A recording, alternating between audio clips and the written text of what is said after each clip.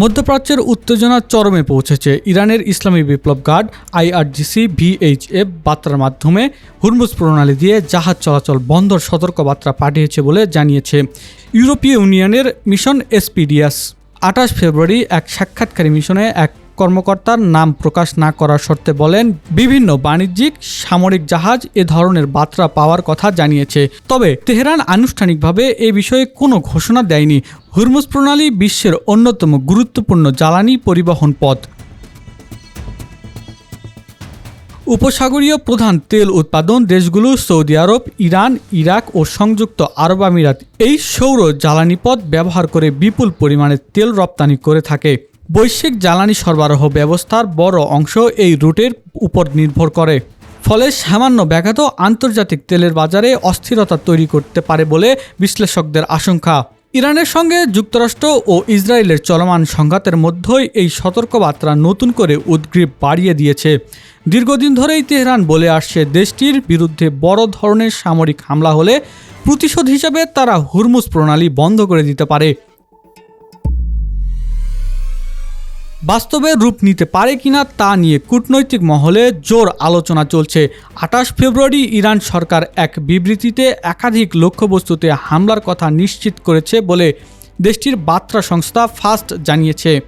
হামলার আওতায় ছিল বাহরাইন, কুয়েত, কাতার ও সংযুক্ত আরব আমিরাত। যেসব দেশে মার্কিন সামরিক স্থাপনা রয়েছে, IRGC দাবি করছে মধ্যপ্রাচ্যে থাকা মার্কিন ও ইসরায়েলি সামরিক লক্ষ্যবস্তুতে শক্তিশালী ক্ষেপণাস্ত্র আঘাত হানা হয়েছে এবং শত্রুর চূড়ান্ত পরাজয় না হওয়া পর্যন্ত অভিযান অব্যাহত থাকবে।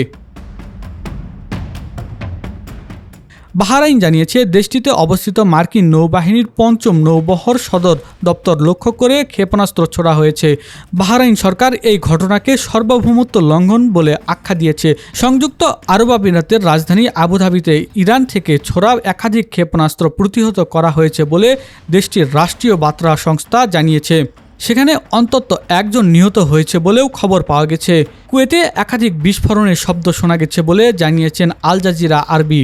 দেশটিতে মার্কিন সেন্ট্রাল কমান্ডার আঞ্চলিক সদর দপ্তর রয়েছে।